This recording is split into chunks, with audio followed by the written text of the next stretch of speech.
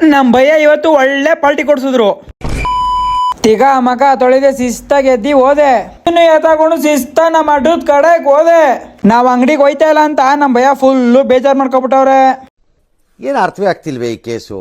ಎಳೆ ಮಗು ಆಗಿದ್ದಿದ್ರೆ ಓಕೆ, ಏನಿದು? ಯಾಕೆ ತರ ಕೆಡ್ಸ್ಕೊತೀರ ಬಿಡಿ ಭಯ್ಯ, ನಾವಿದೀವಿ. ಶಿಸ್ತಾಗ 90 ಏರ್ಸ್ಕೊಂಡು ಆಫೀಸ್ ಕಡೆಗೆ ಹೋದೋ. ಆಫೀಸಲ್ಲಂತೂ ಒಂದು ಕೆಲ್ಸಗಳೇ ಆಗ್ಲಿಲ್ಲ ಇವತ್ತು. ನಮ್ ಶಿಷ್ಯ ಯಾವ ಮಗ್ಲಲ್ಲಿ ಎದ್ ಬಂದಿದ್ನೋ. ಆಫೀಸಲ್ಲಿ ಕಿತ್ತಾಪಕ್ಕದ ಏನು ಇರ್ಲಿಲ್ಲ ಅನ್ಬಿಟ್ಟು ಯಾವ್ದೋ ಹಳೆ ಫೋನ್ ತಗೊಂಡು ಫ್ಲಾಶ್ ಮಾಡ್ತಾವನೆ. ಅದು ಫ್ಲಾಶೇ ಆಯ್ತಾ ಇಲ್ಲ. ಏನ್ ಬೆಳಗ್ಗೆ ನಾಷ್ಟನ್ನು ಮಾಡಿರ್ಲಿಲ್ಲ ಅನ್ಬಿಟ್ಟು ಶಿಸ್ತಾಗಿ ಹೋಗಿ ನಾನು ನಮ್ ಶಿಷ್ಯ ಊಟ ಮಾಡ್ಕೊಂಡು ಫುಲ್ ಟ್ಯಾಂಕ್ ಪೆಟ್ರೋಲ್ ಹಾಕ್ಸ್ಕೊಂಡು ನಾನು ನಮ್ ಶಿಷ್ಯ ಚಂದಾಪುರದ ಕಡೆಗೆ ಹೋದೋ. ಏನ್ ಚಂದಾಪುರದ್ ಹೋಗೋದಕ್ಕೆ ನನ್ ಮಕ ಅಂತೂ ಫುಲ್ ಚಿತ್ರಾನ್ನ ಆಗೋಗಿತ್ತು.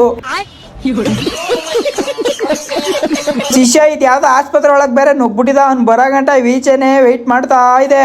ಏನ್ ಚಂದಾಪುರದಲ್ಲಿ ಎಲ್ಲ ಚೆನ್ನಾಗಿರೋ ಹುಡುಗಿರೆ ಅವ್ರೆ. ಹಾಗೆ ಚಂದಾಪುರದವ್ರು ಯಾರಲ್ಲ ಈ ವಿಡಿಯೋ ನೋಡ್ತಾ ಇದ್ದೀರಾ, ಎಲ್ರು ಕೂಡ ಒಂದ್ ಲೈಕ್, ಒಂದ್ ಶೇರ್, ಒಂದ್ ಫಾಲೋ ಮಾಡ್ಕೊಳ್ಳಿ. ಅಲ್ಲೇ ಚಂದಾಪುರದಲ್ಲಿ ಬರ್ಬೇಕಾರೆ ಒಂದ್ ಹೋಟ್ಲು ಕಾಣ್ತು ಶ್ರೀನಿಧಿ ಅಂತ. ಹೆಂಗೈತೆ ಅಂತ ಕಾಮೆಂಟ್ ಮಾಡಿ ಗೈಸ್. ನೀವು ಓಡಿಸಿ ನನ್ಗಂತೂ ತಿಕ್ಕ ಎಲ್ಲ ಉರಾದ್ಕೊಬಿಟ್ಟಿತ್ತು. ಅದಕ್ಕೆ ನಮ್ ಶಿಷ್ಯಂಗ್ ಕೊಟ್ಬಿಟ್ಟು ಹಿಂದೆ ಶಿಸ್ತಾಗಿ ಕೂತ್ಕೊಂಡೆ. ಹಾಗೆ ಮನೆ ಕಡೆಗೆ ಬಂದ್ಬಿಟ್ಟು ತಿಕ್ಕ ಮಗ ತೊಳ್ಕೊಂಡು ಶಿಸ್ತಾಗಿ ನಮ್ ಅಡ್ಡದ ಕಡೆಗೆ ಹೋದೆ. ಹಾಗೆ ನಮ್ ಬೈನ್ ಜೊತೆ ಮಾತಾಡ್ಕೊಂಡು ಟೈಮ್ ಪಾಸ್ ಮಾಡ್ಕೊಂಡು ಕೂತಿದೋ.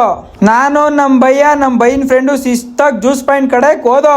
ಅಲ್ಲಿ ಹೋಗ್ಬಿಟ್ಟು ಆಳು ಮುಳು ಕಡ್ಡಿ ಕಸ ಎಲ್ಲ ತಿನ್ಕೊಂಡು ಹಂಗೆ ಸ್ವಲ್ಪ ಟೈಮ್ ಪಾಸ್ ಮಾಡ್ಕೊಂಡು ನಮ್ ಬೈನ್ ಎತ್ತಾಕ್ಬಿಟ್ಟು ನಮ್ಮ ಮನೆ ಕಡೆಗೆ ಬಂದೆ. ಅಲ್ಲಿ ಆಲ್ರೆಡಿ ಒಂದ್ ಮಂಕ್ರಿ ತಿಂದಿದ್ದೆ, ಆದ್ರೆ ನಮ್ಮಮ್ಮ ಬಿಡ್ಲಿಲ್ಲ. ಒಂದೇ ಒಂದ್ ರೊಟ್ಟಿ ಸುಟ್ಕೊಡ್ತು. ಶಿಸ್ತಾಗಿ ತಿನ್ಕೊಂಡು ನಮ್ಮ ವಿಷ್ಣು ದಾದ ಮೂವಿ ಹಾಕಿದ್ರು, ನೋಡಿ ನೀವೇ.